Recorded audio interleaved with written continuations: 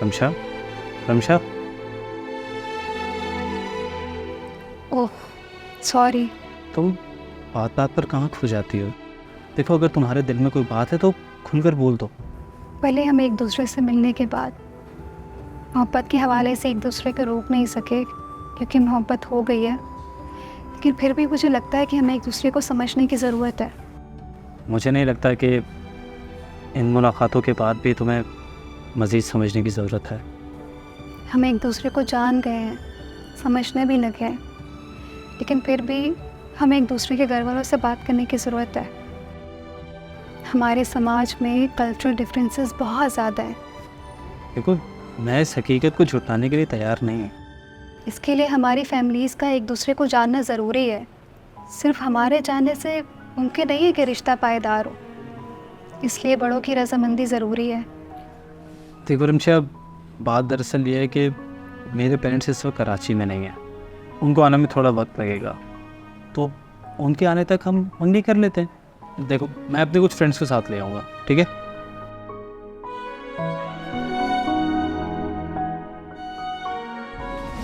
मुझे अपने माँ बाप से अपनी शादी की बात करना अच्छा नहीं लगता। तुम अपने वालिदैन को रिश्ता लेने के लिए घर पे भेज दो ना। मैं उनसे कह दूंगी कि मेरे सहेली के घर वाले हैं। रिमशा, एक प्रॉब्लम है यार। प्रॉब्लम? कैसी प्रॉब्लम? मेरे माँ बाप इस दुनिया में नहीं हैं। वो मेरे बचपन में ही इंतकाल कर गए थे और तब से मैं अकेला हूँ। अरे रिमशा, मैं जिस फ्लैट में रहता हूँ ना, वहीं बराबर में दूसरे फ्लैट में एक आंटी रहती है। मेरी उनके साथ अच्छी रवाज़नाम है। मैं हमारी शादी के सिलसिले में उनसे खिदमत ले सकता हूँ। तो ये बात है, तुमने मुझे पहले क्यों नहीं बताया? क्योंकि ज़रूरत ही अभी महसूस हुई। मैं अपने घर में देखूँ ये नहीं बता सकती कि तुम्हारे वालिदैन नहीं हैं, और मैं उन्हें ये भी नहीं बता सकती कि वो आंटी तुम्हारे साथ वाले फ़्लाइट में रहती हैं।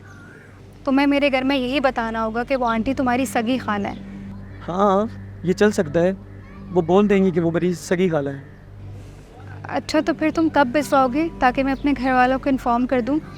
हाँ, 2 दिन बाद इतवार है और इतवार की सुबह 11 बजे हम हाजिर हो जाएंगे।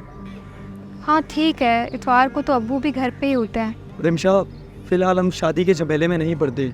मंगनी कर लेते हैं और तब तक मैं शादी की तैयारियां धूमधाम से कर लूँगा। मैं भी यही चाहती हूँ कि हमारी मंगनी हो जाए और हमारे बीच जो फासले हैं वो ख़त्म हो जाए। यही तो मैं भी चाहता हूँ। ये फासले मैं भी मिटा देना चाहता हूँ।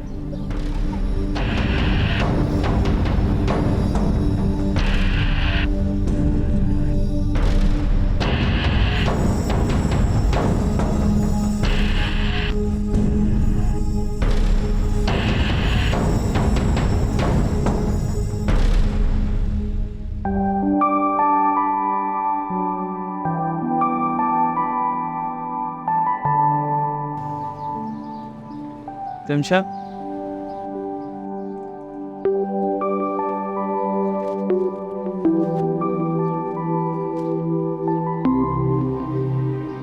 रमशा, मैं तुमसे सच्ची और हकीकी मोहब्बत करता हूँ, और अपनी इस हकीकत को साबित करने के लिए मेरे पास और कोई रास्ता नहीं है सिवाय इसके कि मैं एक रिश्ते में बन जाऊँ।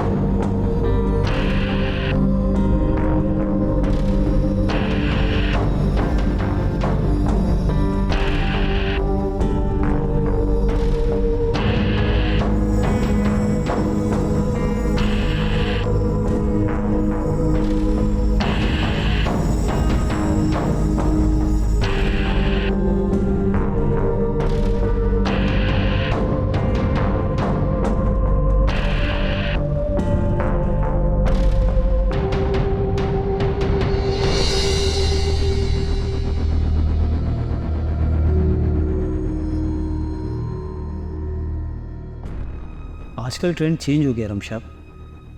आजकल के नौजवान पहले मंगनी या शादी कर लेते हैं, उसके बाद माँ बाप को पता चलता है कि उनके बच्चे एक नए तजुर्बे से गुजर रहे हैं। अगर उसके बाद भी उन्हें एतराज़ होता है तो वो चाहते हुए भी कुछ नहीं कर पाते और इस तरह से रिश्ते तय पाते हैं। क्या हम ऐसा नहीं कर सकते? एक नया तजुर्बा करने में हर्ज ही क्या है? देखो, मुझे इस बात की जल्दी नहीं है। तुम मुझे सोचकर इत्मीनान से बता सकती हो।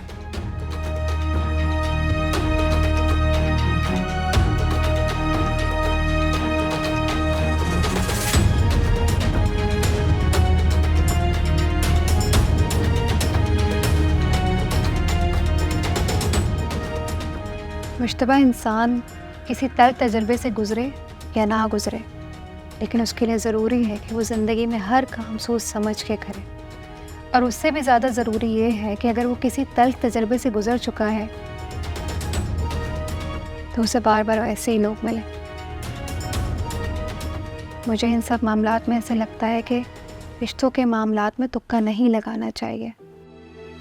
मैं ऐसे रिश्तों की कायल नहीं हूँ और ना ही मैं किसी नए तजर्बे से गुजरना चाहती हूँ, पर हमें इस मामले में बहुत ही प्रोफेशनल तरीके से काम लेना होगा। अब तुम मुझे अपने वालिदैन की तस्वीर अपने साथ सुबह ऑफिस जाने से पहले भेजोगे, और दूसरी बात ये कि जब तुम्हारे वालिदैन मेरे घर में रिश्ता लेकर आएंगे प्रोफेशनल तरीके से, तो ही हमारी बात आगे बढ़ेगी, वरना आज के बाद ये मौजू मेरे लिए कोई मायने नहीं रखता। मैं उम्मीद करती हूँ कि तुम मेरी ये बात अच्छे से समझ गए होगे।